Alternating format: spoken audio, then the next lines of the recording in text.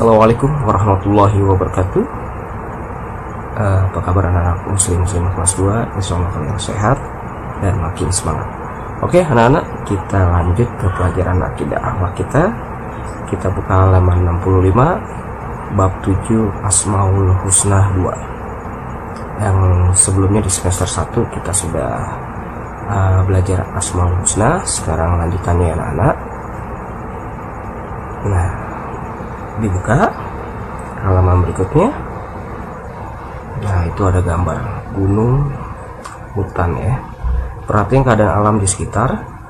Gunung-gunung yang menjulang tinggi, tumbuh-tumbuhan dan bunga yang berwarna-warni. Kita akan kagum memandangnya. Siapakah yang menciptakannya? Allah lah yang menciptakannya. Tidak ada yang menandingi indahnya alam ciptaan Allah. Hal itu karena Allah bersifat Al-Badi. Al-Badi adalah salah satu di antara 99 Asmaul Husna.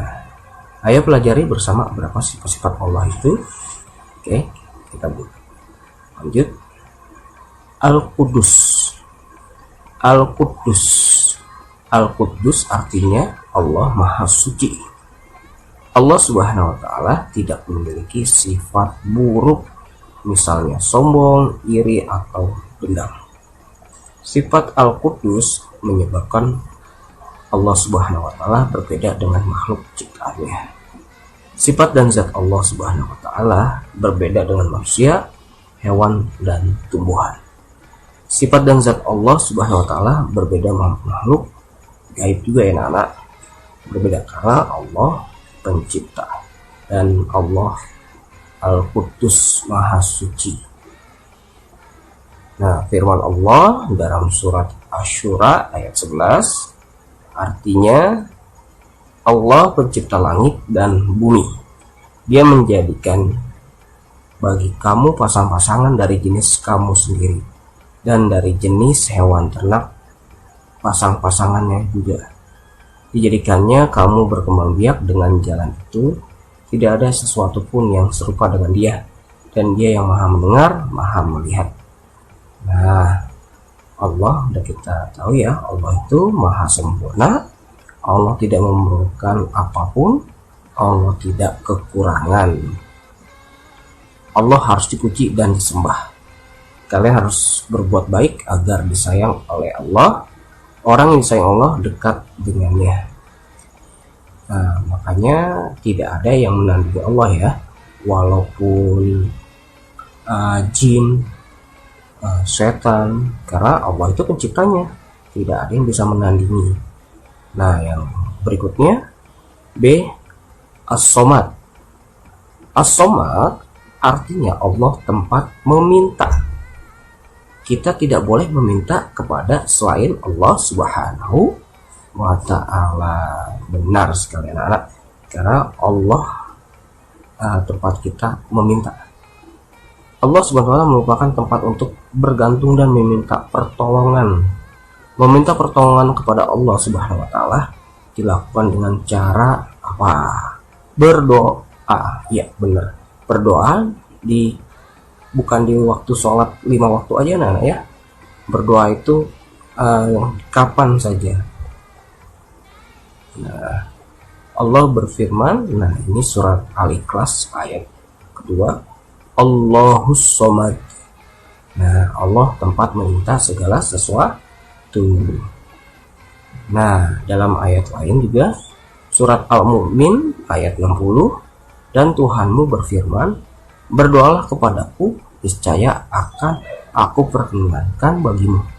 Sesungguhnya orang-orang yang sombong tidak mau menyembahku akan masuk neraka jahanam dalam keadaan hina-hina. Astagfirullahaladzim. Makanya kita tidak boleh berdoa atau enggak meminta selain Allah ya. Kita lihat misalnya ada gunung yang besar, wah gunung itu hebat, gunung itu besar sekali, kita meminta kepada gunung.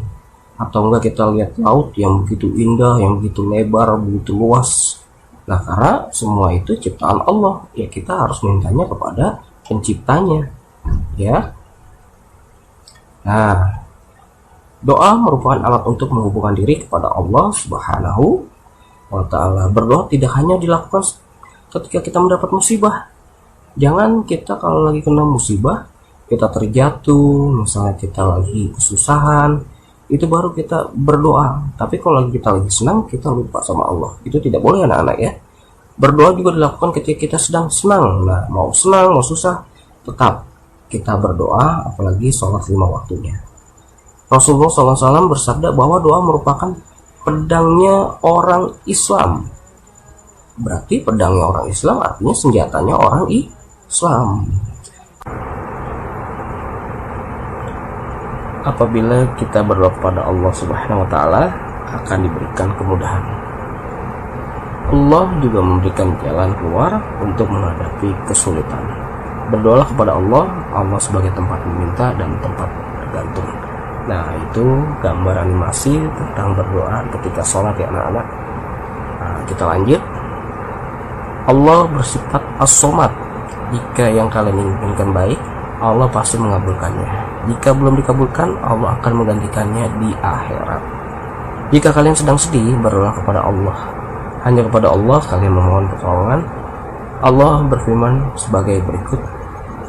Nah, ini artinya kemudian apabila kamu ditimpa kesengsaraan, maka kepadanya kamu meminta pertolongan. Surat An-Nahl ayat 53. Lanjut. Nah, Al-Muhaimin artinya Allah Maha Memelihara. Allah Subhanahu wa taala memelihara semua ciptaannya termasuk manusia. Bentuk memelihara Allah Subhanahu wa taala dengan cara mencukupi rezeki makhluknya. Selain itu, Allah Subhanahu wa taala juga memelihara benda-benda yang diciptakannya. Firman Allah Subhanahu wa taala dalam surat Al-Hasr ayat 23, dialah Allah, tidak ada Tuhan selain Dia, Maha Raja, yang Maha Suci, yang Maha Sejahtera. Nah, yang menjaga keamanan, memelihara keselamatan, yang Maha Perkasa, yang Maha Kuasa, yang memiliki segala keagungan, Maha Suci Allah dari apa yang mereka persekutukan. Nah, udah Maha ya, Maha berarti paling hebat. Allah ciptakan alam semesta ini dengan kasih sayangnya. Allah selalu menjaga dan melindunginya. Allah memelihara makhluknya. Allah mengurusi sendiri semua makhluknya. Allah tidak akan membiarkan makhluknya teraniaya. Allah menyayangi kita semua. Tidak ada tuh kalau misalnya bahasa Allah itu tidak adil, Allah itu kejam. Ya mungkin nanti akan ada balasannya anak-anak ya. Sesuatu yang kita pinta pasti nanti akan dikabulkan. Allah tidak menginginkan kita tersesat. Allah memberi petunjuk kepada kita dengan Al-Quran. Nah, Allah juga memelihara peredaran tata surya. Semua berjalan dengan teratur. Matahari terbit dari timur dan terbenam di barat. Bulan purnama berputar mengelilingi bumi. Bumi berputar mengelilingi matahari. Planet-planet berputar mengelilingi matahari. Semua berputar di lintasannya. Tidak ada yang bertabrakan karena Allah memeliharanya. Kalau misalnya Allah tidak memelihara, mungkin bulan, matahari itu bisa tabrakan. Ya, tanda-tanda kiamat ya anak-anak ya. Misalnya bumi tabrakan dengan matahari, bulan, itu akan menjadi kiamat. Oke. Yang terakhir, Al-Badi. Allah bersifat Al-Badi, artinya Allah Maha Pencipta. Pencipta semua makhluk. Allah dapat menciptakan hal-hal yang baru. Allah Subhanahu wa taala menciptakan sesuatu tanpa memakai contoh. Allah Subhanahu wa taala mampu menciptakan segala sesuatu dengan mudah. Nah, ini ada firman Allah Subhanahu wa taala surat Al-Baqarah ayat 117. Allah pencipta langit dan bumi. Apabila Dia hendak menetapkan sesuatu, Dia hanya berkata kepadanya, jadilah, maka jadilah sesuatu itu. Kun fayakun. Jadi maka terjadilah. Allah yang menciptakan bumi dan langit serta seluruh isinya. Allah yang memelihara segala makhluk ciptaannya. Tidak ada yang bisa menandingi kemampuan Allah. Manusia diperintahkan untuk beriman dan taat kepada Allah, menjalankan perintahnya dan menjauhi larangannya. Kita disuruh hanya takwa. Manusia yang menyembah Allah mendapat balasan surga. Manusia yang tidak menyembah Allah akan masuk neraka.